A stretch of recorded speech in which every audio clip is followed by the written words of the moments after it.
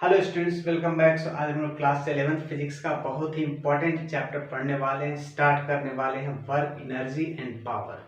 तो आज हम लोग पढ़ेंगे कि वर्क हम लोग किस किस फोर्सेस के द्वारा निकाल सकते हैं। अगर वो ग्रेविटेशन फोर्स हो उसके द्वारा वर्क क्या होगा, टेंशन फोर्स हो, फ्रिक्शनल फोर्स हो या फिर नॉर्मल रिएक्शन हो, तो ये सारे फोर्सेस के द्वारा वर्क हम लोग कैसे कैलकुलेशन करते हैं। और साथ में पहले तो हम लोग पढ़ेंगे कांस्टेंट फोर्स के द्वारा कैसे वर्क निकला है, and after that variable forces अगर वर्क कर रहा हो इन दैट केस हम लोग वर्क कैसे निकालेंगे। तो आइए पहले स्टार्ट करते हैं हम लोग कांस्टेंट फोर्स के द्वारा वर्क कैसे हम लोग निकालते हैं। ठीक है, तो बच्चों क्या है कि ये बेसिकली आप 9th क्लास से कम से आप पढ़ते आए हो कि वर्क का formula F S cos theta या F into S, force into displacement होता है। ठीक है, तो हम जैसा जानते हैं वर्क क्या होता है, वर्क आप पढ़े force into displacement, force into displacement. सिर्फ इतना ही सही नहीं ये कहना, ये एक स्पेशल केस है फोर्स इंटू डिस्प्लेसमेंट। अगर आप स्टैंडर्ड डेफिनेशन की तरफ जाओगे तो यहाँ से डॉट प्रोडक्ट नाम का कोई चीज आएगा। ठीक है, आप 9th में पढ़े हो एक फोर्स इंटू डिस्प्लेसमेंट पढ़े हो। ठीक है, लेकिन यहाँ पर हम लोग बेसिकली पढ़ेंगे कि वर्क इज इक्वल टू होता है फोर्स एंड डिस्प्लेसमेंट वेक्टर का डॉट प्रोडक्ट होता है। ठीक है, डॉट प्रोडक्ट होता है तो आप पढ़े हो कॉस थीटा आता है। मतलब कि अगर हम यहाँ से डॉट प्रोडक्ट को हटाएंगे तो क्या लिख सकते हैं, एफ एस कॉस थीटा लिखेंगे। थीटा क्या है यहाँ पर, angle between force and displacement. ठीक है, अब इसको जो वर्क का हम लोग लिखे ये formula F S cos theta, इसका मतलब क्या है, इसका रियल मीनिंग क्या है। इसका रियल मीनिंग समझो आप, दो तरह से हम इसको कर सकते हैं। एक तो force and displacement in the direction of force, इसको ऐसे हम कर लेते हैं, work is equal to F into S cos theta. S cos theta को एक साथ लिख लिए। इसका मतलब ये हुआ कि प्रोडक्ट ऑफ फोर्स एंड ये जो डिस्प्लेसमेंट है in the direction of force है, in the direction of force. Displacement लेना है, किधर का लेना है, in the direction of force का लेना है। ठीक है, या फिर आप ऐसे भी इसको कर सकते हो, दूसरे तरीके से ये लिख सकते हो, W is equal to F cos theta into S. मतलब फोर्स का वो कंपोनेंट लो, दो तरह से आप समझो, बहुत इंपॉर्टेंट चीज, दो तरह का। यहां पर हमने क्या बोला कि force and displacement in the direction of force. ठीक है, that is S cos theta. दूसरा हम इसी को लिखें F cos theta into S. इसका मतलब यह है कि ये जो फोर्स लिए हैं वो डिस्प्लेसमेंट के डायरेक्शन में लिए हैं, जिस तरफ डिस्प्लेसमेंट उस तरफ हमारा फोर्स लिया गया। ठीक है, तो दोनों तरह से आप समझो, ये भी और ये भी, displacement in the direction of force, force in the direction of displacement. So कह सकते हैं वर्क क्या है, work is the product of force and displacement in the direction of force, या फिर ये पद। ठीक है, तो चलिए दोनों तरह से हम समझेंगे। कहीं कहीं होगा क्या कि कहीं कहीं डिस्प्लेसमेंट का कंपोनेंट लेना आसान रहेगा, यहां से बना लेंगे। कहीं कहीं फोर्स का कंपोनेंट लेना आसान रहेगा तो वहां से बना लेंगे, चीज एक ही है। ठीक है, चलो तो हम यहाँ से पढ़ते हैं, डिफरेंट डिफरेंट केसेस आएंगे। सपोज दैट कि पहला केस हम डील करते हैं इसमें कि अगर फोर्स, मान लीजिए कि हम फोर्स इस डायरेक्शन में लगाए और किसी बॉडी पर डिस्प्लेसमेंट भी इसी डायरेक्शन में हो रहा हो, मतलब कि थीटा क्या हो गया, यहाँ पर 0 डिग्री हो गया। तो थीटा 0 डिग्री होगा तो आप यहाँ पुट कर दो, चलो इसी को हम फर्स्ट मानते हैं। यहाँ से अगर आप पुट कर दो तो वर्क का क्या हो जाएगा, F into S into cos 0 degree, that is simple F into S. Force और डिस्प्लेसमेंट इंटू कर दिए, सेम डायरेक्शन में थीटा 0 डिग्री हो गया। केस 2 की बात करें, केस 2 की बात करें, अगर मान लो कि हमने फोर्स इस तरफ लगाया और डिस्प्लेसमेंट का ये डायरेक्शन, मतलब कि थीटा 180 डिग्री हो गया। इस केस में फोर्स कैसा होगा, देखना, W इज इक्वल टू क्या होगा, F S cos 180 degree. Cos 180 degree कितना, -1, तो मतलब कि यहां से निकल के आया माइनस एफ इंटू एस। इसका मतलब क्या हो, वर्क नेगेटिव भी हो सकता है। यहाँ पर W equal to F into S आया, मतलब कहने का मतलब ये positive work W equal to minus F into S है, मतलब हुआ आपका नेगेटिव वर्क। और अगर केस नंबर 3 है कि theta is equal to 90 degree है, मतलब कि फोर्स हमने इस डायरेक्शन में लगाया और डिस्प्लेसमेंट सपोज करो कि इस डायरेक्शन में हो गया डिस्प्लेसमेंट, ठीक है। मतलब 90 डिग्री पर थीटा इज इक्वल टू यहाँ 90 डिग्री है, तो आप इसमें चले जाओ, F S cos W equal to क्या बन जाएगा, F S cos 90 degree, cos 90 zero होता है, सो वर्क यहाँ पर जीरो आ गया। So W is equal to zero, कोई वर्क नहीं होगा। अगर 90 डिग्री पर फोर्स एंड डिस्प्लेसमेंट हुआ तो कोई वर्क नहीं होगा। तो ये 3 केसेज आप पहले भी पढ़े हो। केस नंबर 1 की सेम डायरेक्शन में तो सिर्फ फोर्स और डिस्प्लेसमेंट को मल्टीप्लाई कर देना है। सेकंड केस पढ़े हो, एक 180 डिग्री पर है तो नेगेटिव वर्क डन होगा, और अगर 90 डिग्री पर है तो जीरो वर्क होगा, कोई वर्क नहीं माना जाएगा। ठीक है, इतनी सी बात क्लियर है। चलिए, तो हम अब देखते हैं कि किस किस टाइप का फोर्सेस के द्वारा वर्क होता है। तो फर्स्ट नंबर क्वेश्चन हम लोग देखते हैं। सपोज करो यहाँ पर हमने दिया एक ब्लॉक है 5 kg का, सपोज करो एक ब्लॉक है 5 kg, ठीक है। इसको डिस्प्लेस किया हमने, इसका डिस्प्लेसमेंट दिया 10 मीटर का, 10 मीटर का डिस्प्लेसमेंट दे करके इसको यहाँ पर लिया है, ठीक है। अच्छा, मान लो कि इस पे एक एक्सटर्नल फोर्स हमने लगाया था 20 न्यूटन का, एक्सटर्नल फोर्स 20 न्यूटन पर लगाया, सो दैट ये डिस्प्लेसमेंट होके यहाँ चला है, ठीक है, after covering a distance of 10 metre. और यहाँ पर दिया है म्यू का वैल्यू, यहाँ म्यू दिया है 0.1, कोफिशिएंट ऑफ फ्रिक्शन दिया है, ठीक है 0.1। आपको बताना है, फाइंड करना है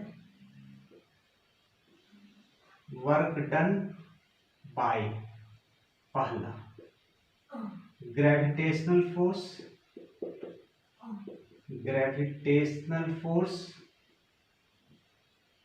दूसरा फ्रिक्शनल फोर्स,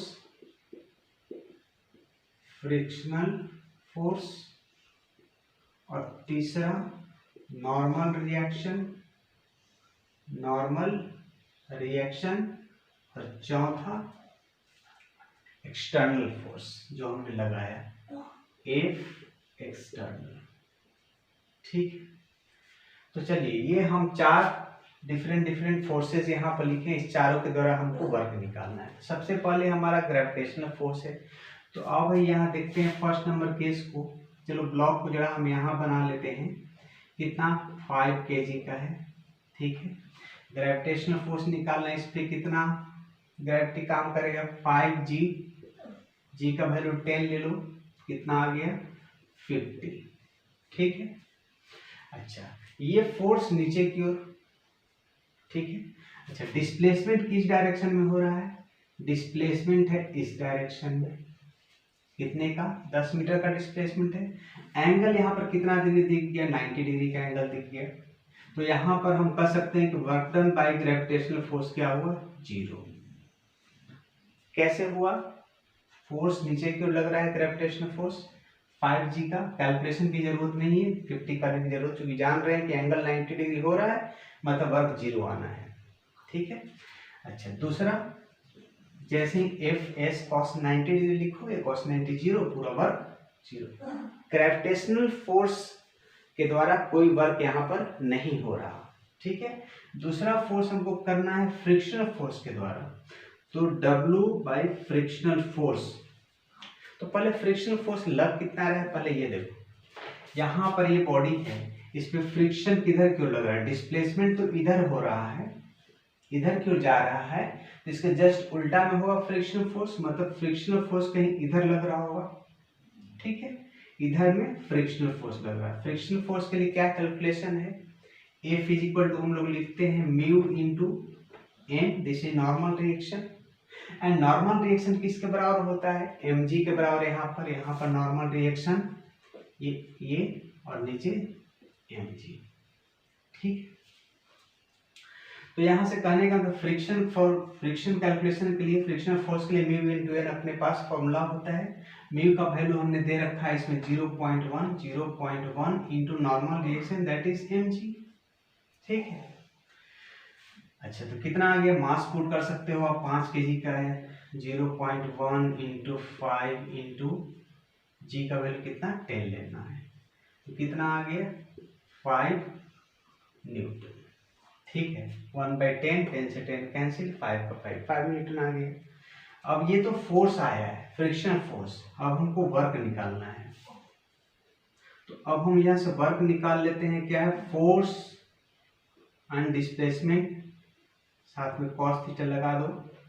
देखना फ्रिक्शन फोर्स इस डायरेक्शन में है और डिस्प्लेसमेंट हुआ इस डायरेक्शन में, 180 डिग्री हुआ, तो F कितना आया हमारा 5 न्यूटन का इंटू 5 न्यूटन इंटू डिस्प्लेसमेंट कितना कर दिए हैं, 10 का दिए हैं, 10 मीटर इंटू cos 180 डिग्री।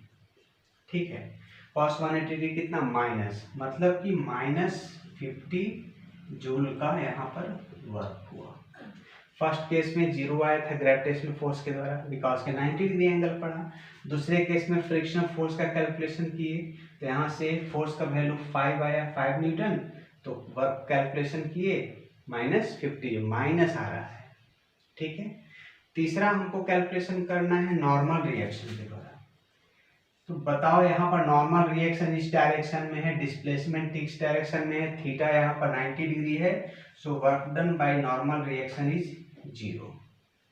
चौथा नंबर है इसके द्वारा एफ नेट, एक्सटर्नल के द्वारा। तो एफ एक्सटर्नल, तो फिर W is equal to F S cos theta apply कर दे।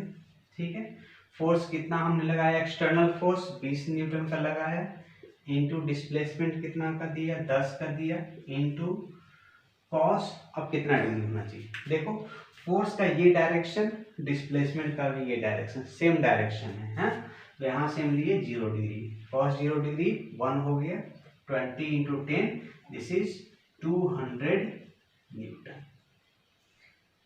सॉरी, वर्क निकाले ना, वर्क, तो 200 जूल का यहाँ पर वर्क हुआ by external force. External force के द्वारा वर्क डन कितना 200 जूल हुआ। तो देखो भाई, ग्रेविटेशनल फोर्स के द्वारा हम देखे ग्रेविटी नीचे की ओर काम कर रहा है, डिस्प्लेसमेंट इधर है, एंगल 90 डिग्री पर गया, कोई वर्क नहीं हुआ। दूसरा फ्रिक्शनल फोर्स, ऑब्जेक्ट इधर जा रहा है, फ्रिक्शन इधर हो रहा है, थीटा हो गया 180 डिग्री, तो निगेटिव में चला जाएगा, है ना।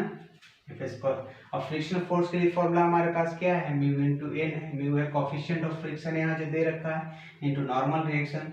तो नॉर्मल रिएक्शन किसके बराबर होता है, जैसे mg के बराबर होता है, तो mg कर दिया, मास 5 का है, इंटू जी का वैल्यू 10 लिया, ये 10 खत्म, 5 न्यूटन, ये फोर्स आया, फोर्स ऑफ फ्रिक्शन आया।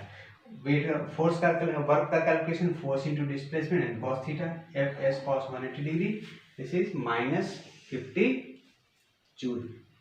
And third normal reaction, normal reaction भाई ऊपर की ओर है, डिस्प्लेसमेंट इधर, एंगल 90 डिग्री, खत्म कहानी। 4 नंबर एक्सटर्नल फोर्स इस डायरेक्शन लगा, डिस्प्लेसमेंट इस डायरेक्शन में, तो 20 into 10 into cos 0 degree, this final answer.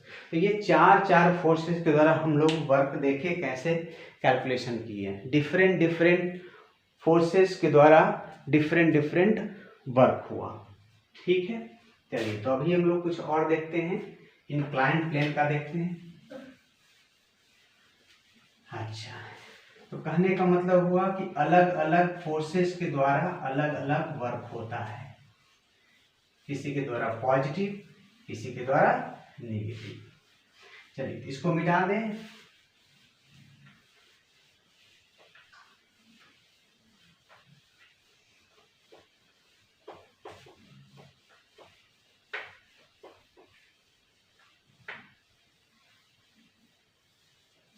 ठीक है, क्वेश्चन नंबर 2 हमारा है,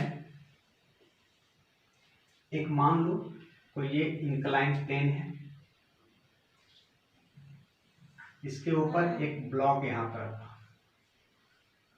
ठीक है, एक ब्लॉक यहाँ पर m इज इक्वल टू दे दिया मान लो 5 kg।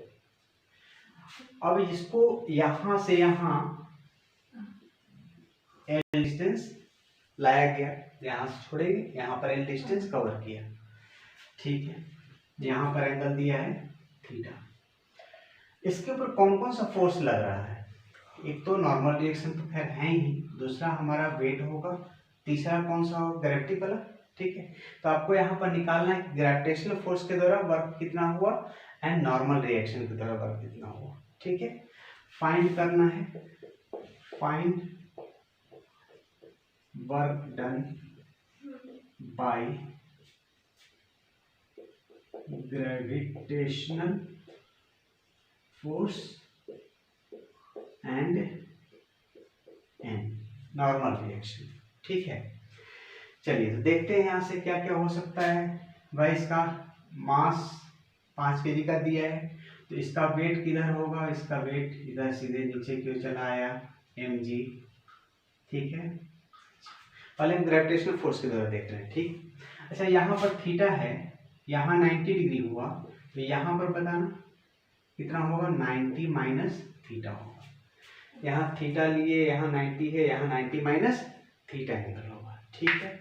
क्या चाहिए हमको? फॉर्मूला क्या दिया है वर्क का?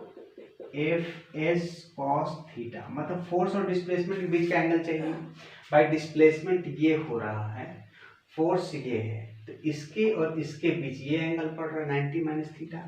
तो आप यहाँ से लगा सकते हो W इज इक्वल टू, इसके द्वारा ग्रेविटेशनल फोर्स के द्वारा निकाल रहे हैं, फोर्स कितना का लग रहा है? mg का लग रहा है, इनटू डिस्प्लेसमेंट कितना का है? l का है, कॉस एंगल कितना है? डिस्प्लेसमेंट और फोर्स के बीच एंगल 90 माइनस थीटा दिख रहा है, तो हम 90 माइनस थीटा ले लिए, mg into l sine cos 90 minus theta sine theta, तो mg into l sine theta हुआ, ठीक है। कैसे हम किए? डिस्प्लेसमेंट या फोर्स, एक तरीका तो ये है, दूसरा तरीका भी हम बात करते हैं। दूसरा तरीका हम ये बात कर रहे हैं, एक तो सिंपल फोर्स और डिस्प्लेसमेंट के बीच का एंगल ले लिए, खत्म कहानी, एफ एस कॉस थीटा कर दिए। दूसरा हम ये करने जा रहे हैं कि ये जो फोर्स देख रहे हो mg, कंपोनेंट वाला खेल खेलते हैं। चलो हम ये वाला रूल से यहाँ अप्लाई करना चाहते हैं, F cos theta into S, ये रूल अप्लाई करना चाहते हैं। आप ये जो फोर्स mg देख रहे हो, मास यहाँ पर कितना है? 5 है, यहाँ पुट कर दोगे, g का वैल्यू 10 ले लोगे, l है ही, चलो मास का वैल्यू नहीं दिए, m ही दिए, मास m ही दिए, ठीक है, m में सही है। हाँ, तो इस प्रोसेस से चलते हैं। देखो भाई ये फोर्स mg नीचे क्यों लग रहा है? ग्रेविटेशनल फोर्स लग रहा है, ठीक है। हमको इसी के द्वारा वर्क निकालना है, ग्रेविटेशनल फोर्स के द्वारा वर्क निकालने जा रहे हैं, ठीक है, ठीक है। तो यहाँ से इस फोर्स का component low in the direction of displacement, सही है। तो ये फोर्स का डायरेक्शन कंपोनेंट, इसका कंपोनेंट इस डिस्प्लेसमेंट के अलावा, भाई ये फोर्स इसके साथ एंगल बना रहा है तो कॉस पे जाएगा, इसका कॉस लेना पड़ेगा। और दूसरा कौन सा पड़ जाएगा? एक तो ये पड़ा और दूसरा पड़ेगा, दूसरा हमको लेने की जरूरत ही नहीं, हमको यही चाहिए डिस्प्लेसमेंट वाला लाइन। तो कहने का मतलब कि एफ हमारा mg जो है, mg कॉस और थीटा नहीं लेंगे बल्कि 90 माइनस थीटा, क्योंकि भाई ये फोर्स है, ये डिस्प्लेसमेंट है, तो इसका ये वाला कंपोनेंट ले लो, इसका ये वाला कंपोनेंट, तो ये इसके साथ एंगल बना रहा है 90 माइनस थीटा, सो हम लेंगे यहाँ पर 90 माइनस थीटा। ये फोर्स का वो कंपोनेंट हुआ जो डिस्प्लेसमेंट के डायरेक्शन में है, इनटू डिस्प्लेसमेंट यहाँ से कितना का हुआ? l का हुआ, ठीक है। सो यहाँ से कितना आ जाएगा? cos 90 माइनस थीटा यहाँ से पढ़ लो, तो mg sine theta into l, यहाँ भी वही आया जो यहाँ पर आया।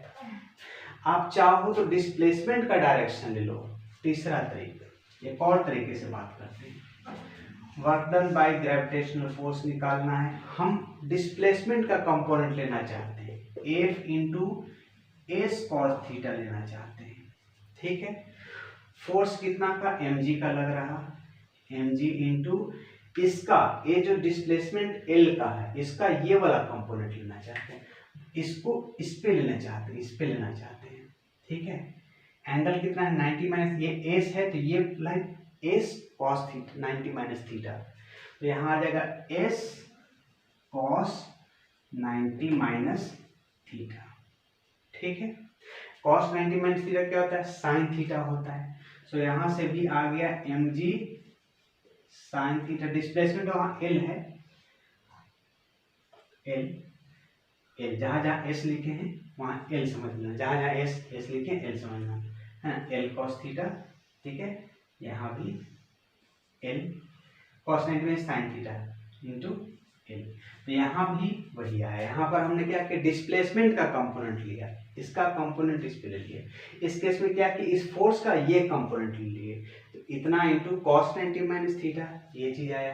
पहला तरीका क्या किए थे, पहला तरीका किए थे फोर्स इंटू डिस्प्लेसमेंट और दोनों के बीच एंगल। तो आप जैसे समझो, फोर्स का कंपोनेंट लो डिस्प्लेसमेंट के डायरेक्शन में, या डिस्प्लेसमेंट का कंपोनेंट लो फोर्स के डायरेक्शन में, एक ही आंसर आना है, ठीक है।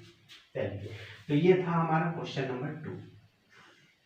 क्वेश्चन नंबर 3 बात करते हैं। क्वेश्चन नंबर 3 पुली से कनेक्टेड है। मान लीजिए हमारे पास एक ये पुली है लटका हुआ इसमें, ठीक है, और इसमें 2 मास यहाँ पर हमने रखा। एक सपोज कर लो 1 kg का है, और एक सपोज कर लो 2 kg का है। हाँ, अच्छा, ये दूसरा चीज है नॉर्मल रिएक्शन के द्वारा वर्क छूटा।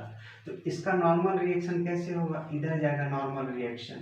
तो नॉर्मल रिएक्शन ये और ये डिस्प्लेसमेंट का लाइन, तो दोनों 90 डिग्री पर पड़ रहा है। So work done by normal reaction यहाँ पर क्या होगा, 0।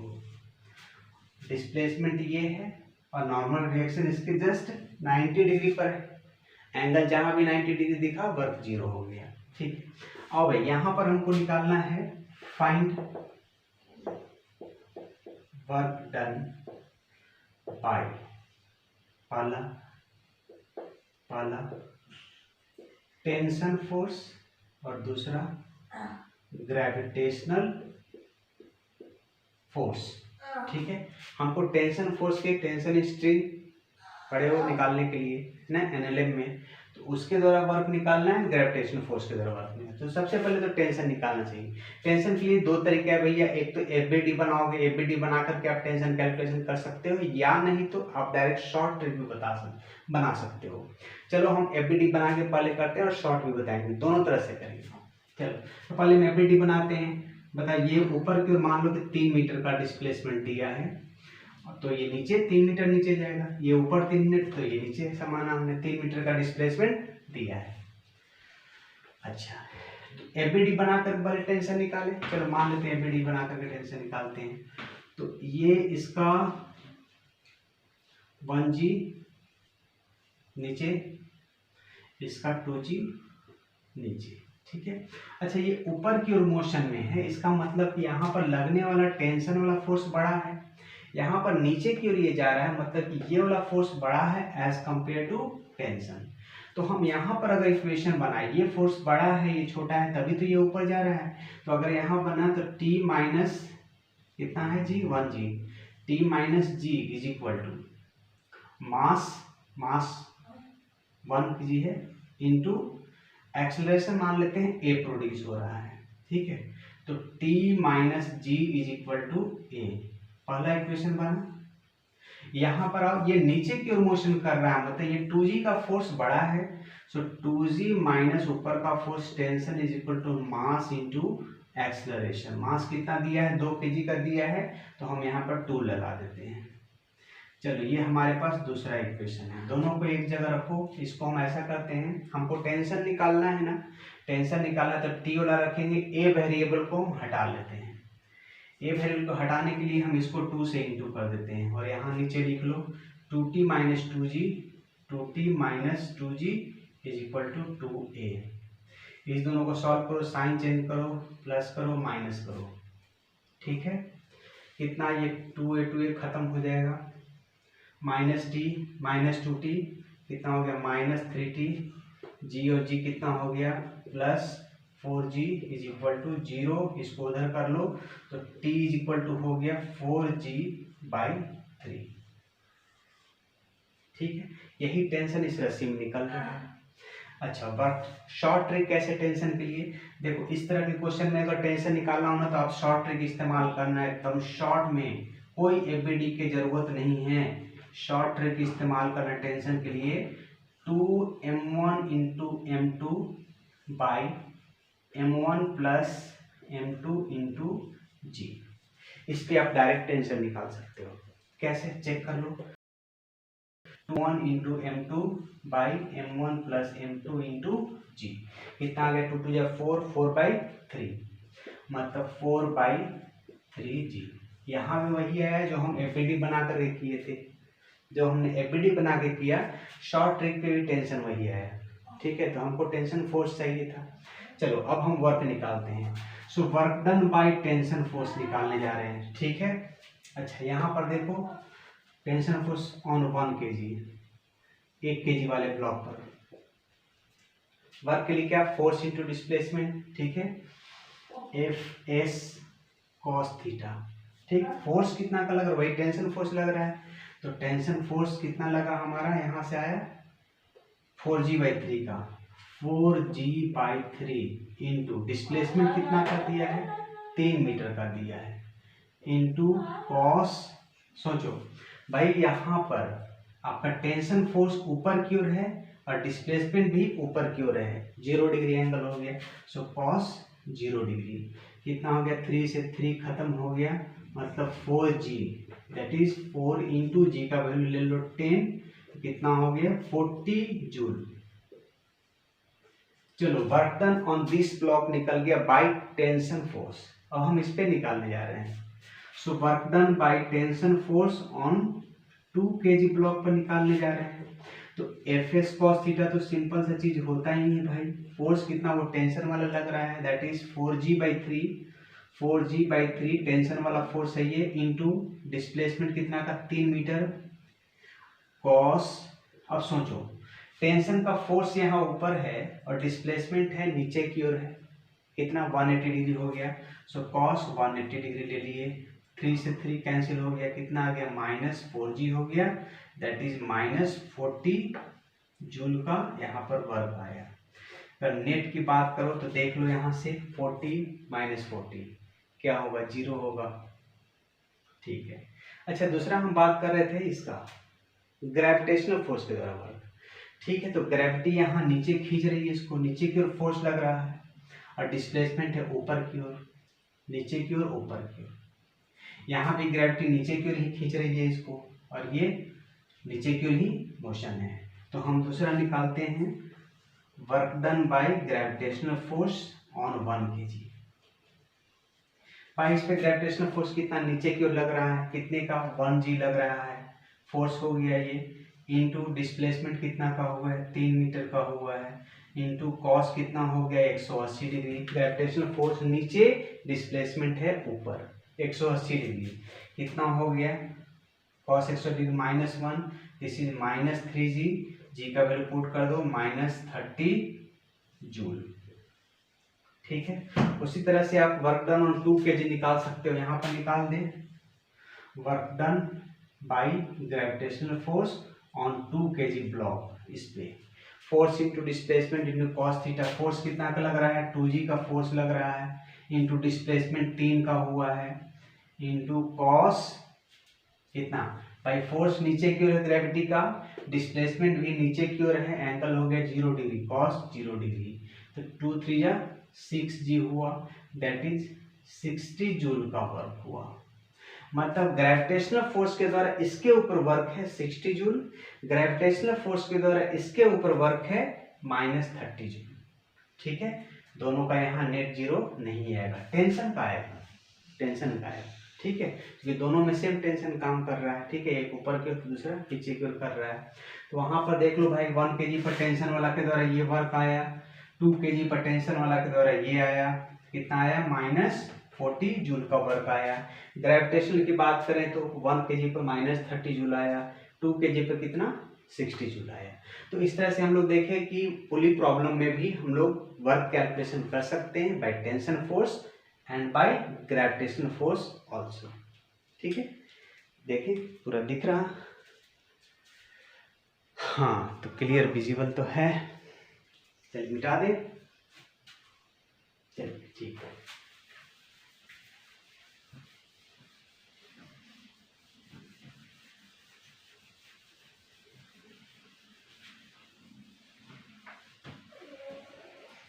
तो डिफरेंट डिफरेंट फोर्सेस के द्वारा डिफरेंट डिफरेंट वर्क है, किसी के द्वारा पॉजिटिव तो किसी के द्वारा निगेटिव। ठीक है, चलिए तो अभी हम लोग कुछ डिफरेंट टाइप के क्वेश्चंस करने वाले हैं। ब्लॉक ऑन ब्लॉक प्रॉब्लम करेंगे, चेन प्रॉब्लम करेंगे, उसमें देखते हैं कैसा वर्क निकलता है। चलिए चेन प्रॉब्लम देखते हैं। ये क्वेश्चन है, बहुत ही इंपॉर्टेंट क्वेश्चन है, बहुत ही अच्छा क्वेश्चन है। सपोज करो अपने पास एक चेन है, एक चेन है, अपने पास एक चेन है L लेंथ का, ठीक है, एंड मास है इसका M।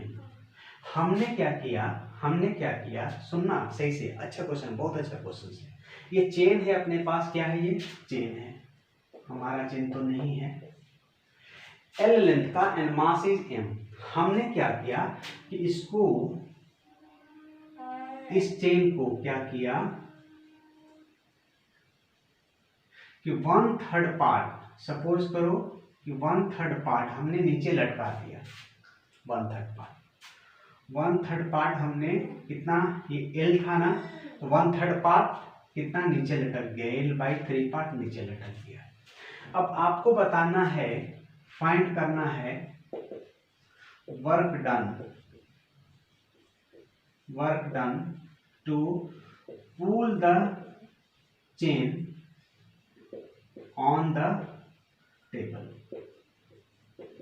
ठीक है, टेबल पर इसको वापस लाने के लिए कितना हमको वर्क करना पड़ेगा। ठीक है, चलिए तो निकालते हैं। देख लो भाई, हमारा ये क्वेश्चन क्या है कि L लेंथ का एक चेन है और मास M है।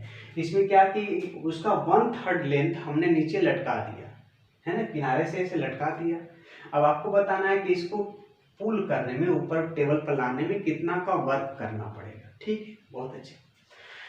तो समझो इस पे फोर्स कितना लग रहा होगा, जो हैंगिंग पार्ट है उस पे फोर्स कितना लग रहा होगा ग्रेविटी का पल पे, ये कैलकुलेशन करना पड़ेगा। तो अच्छा, इलेक्ट्रिक मेथड से अगर हम समझें तो L लेंथ में इसका वेट कितना, मास M है, तो वेट कितना रहा होगा, mg रहा होगा। और अगर हम L/3, भाई ग्रेविटेशनल फोर्स किस पे काम कर रहा है, L/3 पर कर रहा है, तो अगर हम L/3 लेंथ लें तो इसका वेट कितना हो जाएगा, mg/3 हो जाएगा। ये क्या हुआ, वेट हुआ, या फिर कहो ग्रेविटेशनल फोर्स कहो। ठीक है, कितना, mg/3 हुआ। ठीक, तो चलिए फोर्स तो हमको पता चल गया, ग्रेविटेशनल फोर्स mg/3 एक्ट कर रहा है ऑन हैंगिंग पार्ट, ध्यान रहे। अब हमने वर्क का कैलकुलेशन किया तो F इंटू एस, कॉस का तो खैर 0 डिग्री होगा ही। फोर्स, ग्रेविटेशनल फोर्स कितना काम कर रहा है, mg/3 का कर रहा है, इंटू डिस्प्लेसमेंट का सवाल है, डिस्प्लेसमेंट कितना लें, कितना लेंथ लें, L/3 है तो हम डिस्प्लेसमेंट कितना लेंगे, कहाँ से लेंगे डिस्प्लेसमेंट, क्या ये पूरा लेंगे, नहीं, ये बहुत सोचने वाली बात है। यहाँ पर आप यहाँ पर डिस्प्लेसमेंट क्या लोगे, इसका कहीं सेंटर ऑफ मास यहाँ पर कहीं होगा, तो सेंटर ऑफ मास इस किनारे से कितना डिस्टेंस पर होगा, भाई ये पूरा L/3 है तो इस किनारे से सेंटर ऑफ मास कितना दूर होगा, जस्ट इसका आधा होगा, मतलब L/6 के डिस्टेंस पर होगा। तो समझ लो आपको कि सेंटर ऑफ मास को सिर्फ ऊपर ला दो, आपका चेन स्टेबल हो गया। तो हमने क्या किया कि ये जो डिस्प्लेसमेंट हमको यहाँ पर लेना होगा वो L/6 का लेना होगा, कितना, L/6, तो mg L/18, यही वर्क आएगा to pull the chain on the table. अब इसी में क्वेश्चन ऐसा लिखा है कि ये जो हैंगिंग पार्ट है, जो हैंगिंग पार्ट है 1/nth पार्ट है, ये L लेंथ का था, 1/nth पार्ट का है, तो इसका लेंथ कितना हो गया, L/n हो गया। ठीक है, अच्छा, इस पे ग्रेविटेशनल फोर्स कितना काम करेगा, mg/n काम करेगा, तो यहां से भी वर्क निकाल सकते हो, फोर्स कितना काम कर गया, mg/n इंटू डिस्प्लेसमेंट, ये हैंगिंग पार्ट है तो सेंटर ऑफ मास कहाँ होगा, कहीं यहाँ बीच में होगा। ये डिस्टेंस कितना होगा, L/n है तो इसका आधा कर दो तो कितना हो जाएगा, L/2n के डिस्टेंस पर आपको सेंटर ऑफ मास मिलेगा, तो डिस्प्लेसमेंट आपको L/2n का लेना होगा। सो mg L/2n 2n²। ठीक है, वेरिएबल में अगर दे दे तो वही चीज, प्रोसेस वही काम करना है। नहीं तो एक और तरीका है अपने पास, एक इंटीग्रेशन करके इसी क्वेश्चंस को काफी लंबा चौड़ा में बनाए। ठीक है, इंटीग्रेशन करके आप काफी 7-8 स्टेप में जाएगा, इंटीग्रेशन करके आप इसको बना सकते हो। तो आप आइदर ये शॉर्ट रास्ता अपनाओ सेंटर ऑफ मास से डिस्टेंस लेकर के, ठीक है, किनारे से सेंटर ऑफ मास तक का, या फिर इंटीग्रेशन वाला प्रोसेस में जाओ। सो बेस्ट तरीका यही है। इस पे कितना वेट ग्रेविटेशनल फोर्स काम करे, दैट इज वेट। इसका वेट कितना है, हैंगिंग पार्ट का। एंड डिस्टेंस जो सवाल है, डिस्प्लेसमेंट जो कह लो, तो आप इस किनारे से सिर्फ सेंटर ऑफ मास का डिस्टेंस देखो। ठीक है, तो इस तरह से ये पार्ट सॉल्व हो गया। ठीक है, आइए तो हम एक और क्वेश्चन लेते हैं, ब्लॉक ऑन ब्लॉक प्रॉब्लम से रिलेटेड है। Block on block problem. ठीक है, ब्लॉक ऑन ब्लॉक प्रॉब्लम क्या कर रहा है कि मान लो कि एक यहाँ पर ब्लॉक है जो कि दूसरे ब्लॉक के ऊपर रखा हुआ है, और इस ब्लॉक का मास कुछ ऐसा दे रखा है। इसका मान लो ब्लॉक का मास है 5 kg, और इसका मान लो ब्लॉक का मास है 10 kg। यहाँ पर म्यू का वैल्यू दे दिया आपको, म्यू इज इक्वल टू 0.1 दिया। ठीक है, अच्छा, इस पे एक एफ एक्सटर्नल लगाया गया 10 न्यूटन का। कितना लगाया गया, 10 न्यूटन का, या मान लो 3 न्यूटन का लगाया गया, 3 न्यूटन का। ठीक है, दिख रहा है, दिख रहा, बिल्कुल दिख रहा। ठीक है, तो यहाँ से 3 न्यूटन का फोर्स लगाया गया, इसके ऊपर 5 kg का ब्लॉक है ना, नीचे में 10 kg का ब्लॉक है, और ये सरफेस पर रखा हुआ है। ठीक, कोएफिशिएंट फ्रिक्शन दे दिया है। अब आपको बताना है कि यहाँ से 3 मीटर का आपको डिस्प्लेसमेंट देना है। कितने का देना है, 3 मीटर का डिस्प्लेसमेंट देना है। फाइंड करना है, find work done by upper block on lower block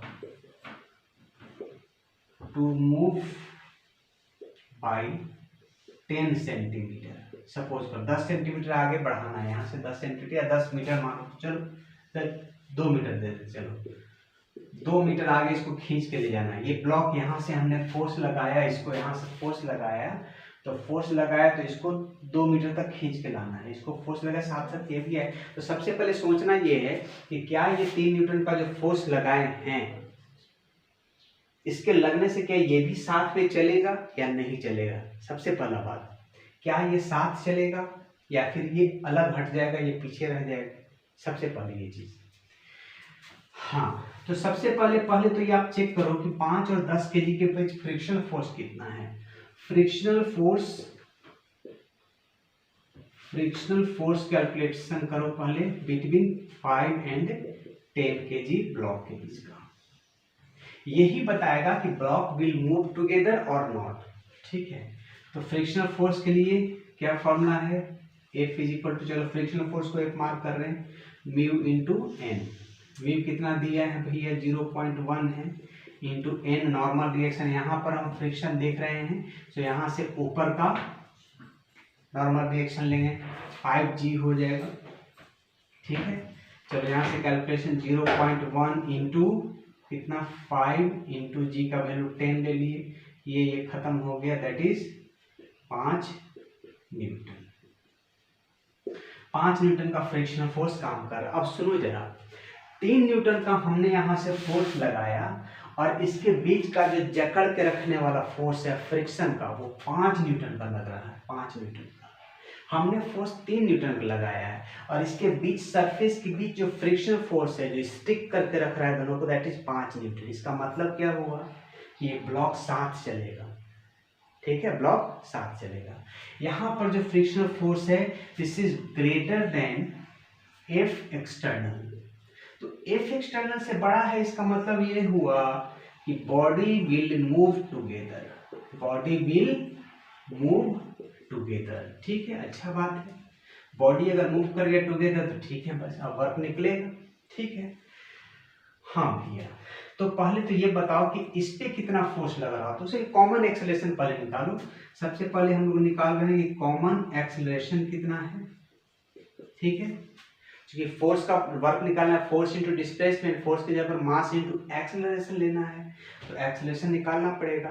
तो कॉमन एक्सेलरेशन कैसे निकालेंगे? जो फोर्स लग रहा है, कितना लग रहा है यहाँ पर देख लो, 3 न्यूटन का, तो 3 बाई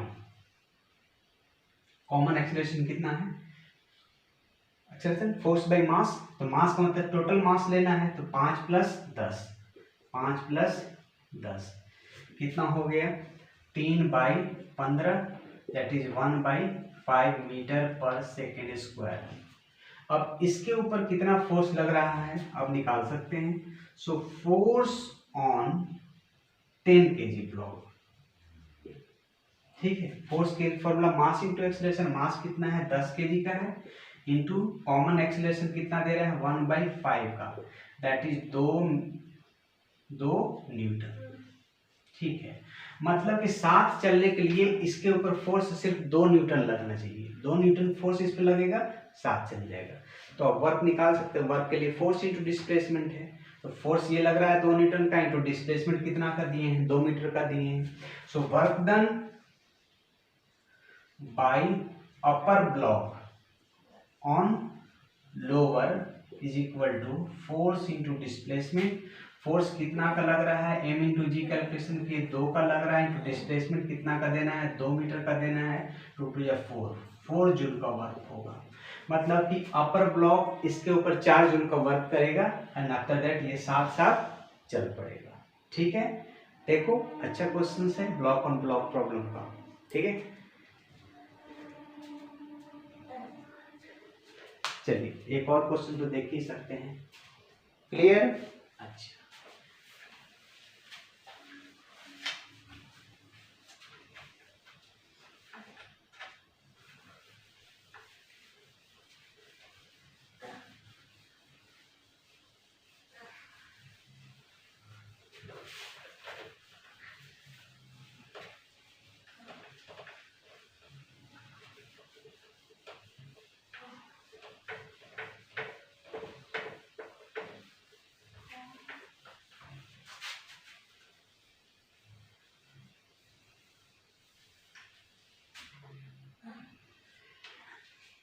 चलिए तो एक है बकेट है जो स्ट्रिंग से बंधा हुआ है और उसको नीचे की ओर गिराया जा रहा है विथ कांस्टेंट एक्सेलरेशन। आपको बताना है कि कितना का कुछ भी डिस्प्लेसमेंट देने के लिए कितना वर्क करना पड़ेगा।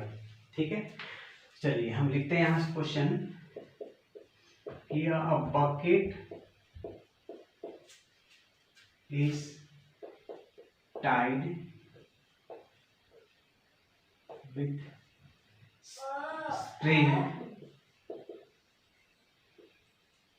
A bucket is tied with string and it is lowered with constant acceleration, that is g/4। Constant acceleration g/4 से लोअर किया जा रहा है। ठीक है, फाइंड द वर्क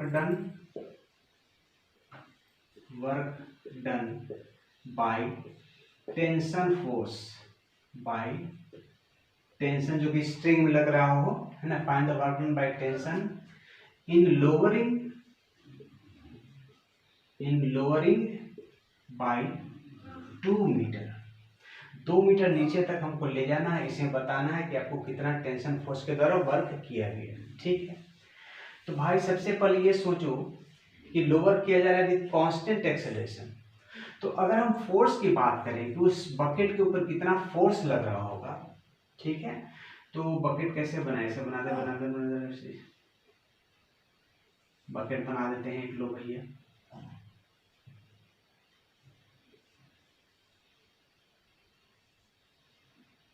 यहाँ रस्सी बंधा हुआ है, ये रस्सी बंधा हुआ नहीं, कोई पकड़े हुए, पकड़ करके इसको नीचे की ओर कर रहा है, बंधा हुआ नहीं है, इसको नीचे कर रहा है। कांस्टेंट एक्सेलरेशन से कितना जा रहा है, g/4 कांस्टेंट एक्सेलरेशन से नीचे जा रहा है। तो नेट एक्सेलरेशन कितना है इसके पास, इस नेट एक्सेलरेशन से जा रहा है, g माइनस g/4 होगा। तो कहने का मतलब कि पहले तो आप टेंशन फोर्स कैलकुलेशन करो। टेंशन फोर्स के लिए मास इंटू एक्सेलरेशन।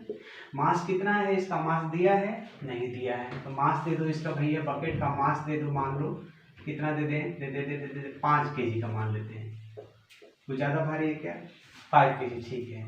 तो चलो मास ले लिए हम 5 kg इंटू एक्सेलरेशन। एक्सेलरेशन का मतलब यहाँ पर नेट एक्सेलरेशन से है, तो नेट एक्सेलरेशन कितना हो जाएगा, g माइनस g/4 का हो जाएगा, ठीक है।